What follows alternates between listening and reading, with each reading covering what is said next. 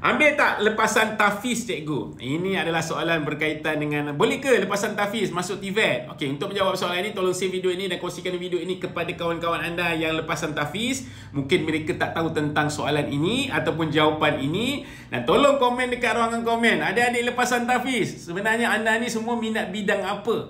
So, untuk menjawab persoalan ini yang menarik berkaitan dengan TVET. Dan inilah sebenarnya tempat hala tuju pelajar-pelajar yang minat kemahiran masuk TVET. So, untuk maklumat anda, sekiranya anda adalah lepasan TAFIZ yang tak ada SPM, tak ada result SPM, tak ada sijil SPM, tidak ada masalah untuk anda apply program-program TVET. Dan anda boleh apply dekat UP_TVET pada 13 Oktober nanti untuk intake Januari 2026.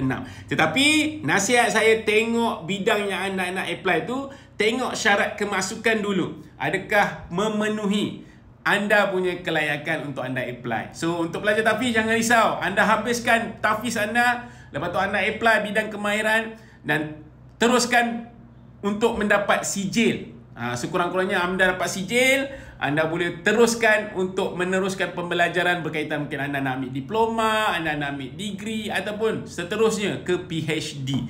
Dan sijil kemahiran yang anda ambil ni juga boleh untuk anda apply kerja, muaimah kerja kerajaan ataupun kerja swasta. So, jangan risau adik-adik lepasan TAFIZ, apply program TVET dan jangan stop belajar.